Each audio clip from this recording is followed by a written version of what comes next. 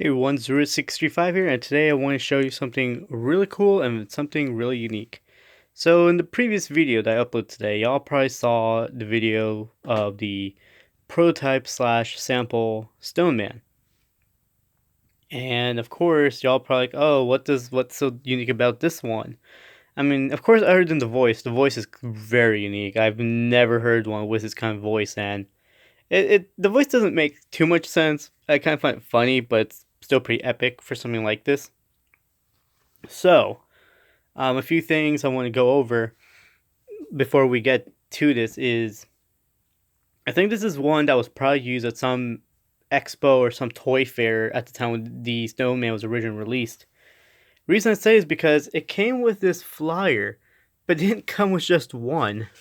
It came with like 5 of these flyers, so I assume these were given out. And as you can see here, Stoneman, animated speech just like a real human sound. Eyes flicker toward left and right. Mouth opens and closes up and down with one flickering light inside the mouth. Nose stretches outward and inward. Both hands sway. Upper torso rotates left and right when stop walking. And of course, now here you have the size of them: 4 pieces per carton. 1998 USA registration number VAU 402-674. Zebo Toyco Limited. IM number SK9901. Patent pending.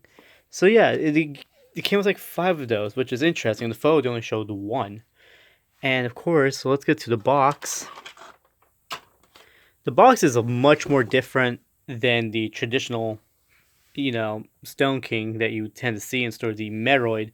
This one doesn't even mention anything about the Metroid. It's just a Stone Man. So, what's interesting is that in the back of the box here, the insert, it's like volcanic rock type looking, but then on the outer box, it's just spacey looking. What's also interesting is the fact that the box does not have, well, at least the inner carton does not have any holes for twist tie. So this one was not twist tied in the box at all. So a few things says 1,000 years old Stone Man. Special features: walking, eyes flicker toward left and right, no stretches outward, inward. Pretty much the same thing that the pamphlet says. But now here's the thing I find funny with the box. I guess unless they were going to produce it in this kind of variation. Warning: choking hazard, small parts, not for children under 3 years. Try me, push the red button. Uses battery operated fridges 3 and up. Uses 4 AA batteries, not included. Not included, but it says try me, push the red button. So, like I said, unless when these were going to be released, they weren't going to include batteries, I honestly do not know. Now, we get to the side. So, something interesting. The one that is shown on the box, I think, is the first prototype.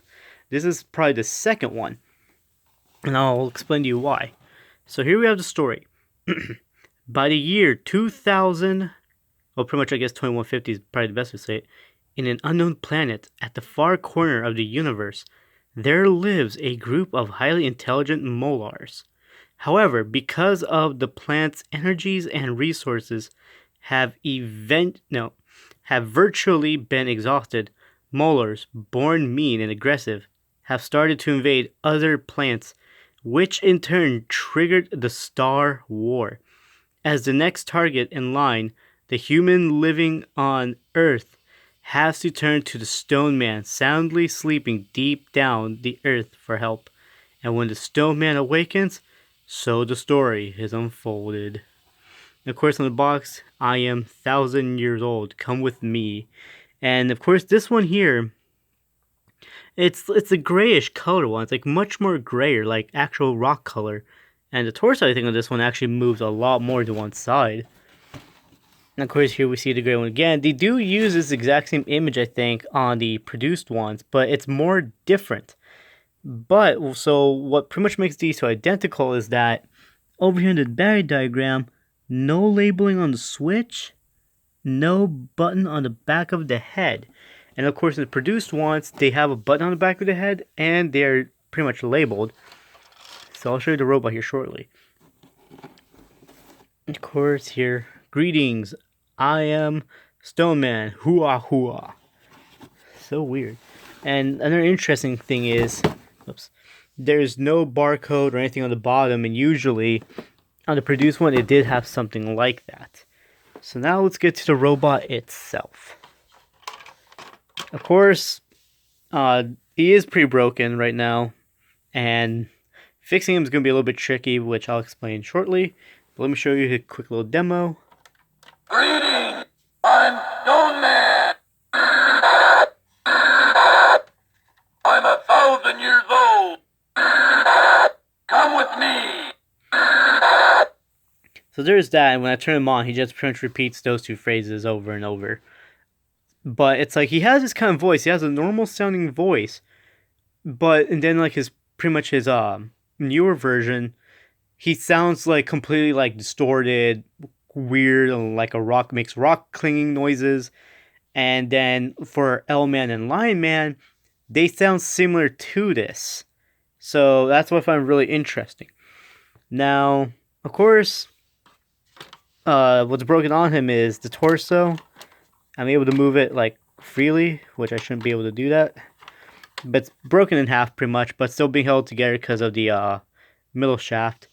And what's going to make it difficult to fix is that inside the screw holes, it's going to be really tricky to see.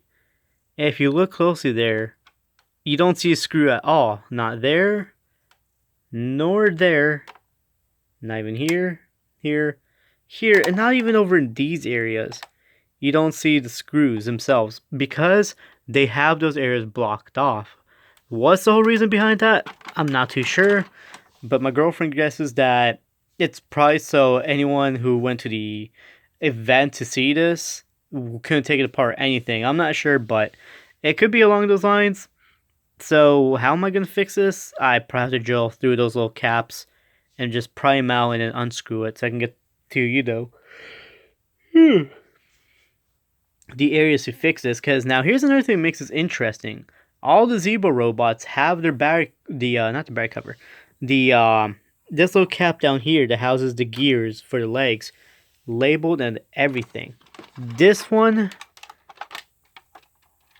absolutely blank, and as you can see, it also has those little cap thingies too. No markings whatsoever at all. Also, something I find funny is the fact this has a decal of the eyes. It's one that's stuck to its foot. So yeah, I do plan on doing my best to restore him to his glory. And another thing that's interesting is the paint scheme for this one is very unique compared to others I've seen. Not many of them really look like this at all. The other thing that would have been really weird if it is the one that's in this photo.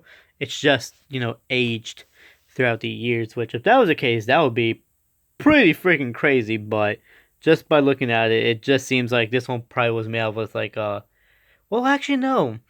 When they're first made, they're white. They're full on white. I want to say this could be the one in the photo, and it's just like aged and everything, but it just doesn't seem like that would be it. No, because some of the paints area just do not match at all compared to the photo. So no, I think this is the second prototype, and the one in the photo is the first. But yeah, so this is the Zebo Stoneman. Another thing that makes me wonder is, I doubt it, but I'd be really surprised. Somehow the board inside is completely different looking than the traditional one, or this thing has an EEPROM. If it has an EEPROM, that would explain a lot as to why it has those little screw caps, but only time will tell once I finally go inside of them. Looks really epic. Well, I hope y'all enjoyed this video, and I'll keep y'all updated once I start them. Thanks for watching, and bye.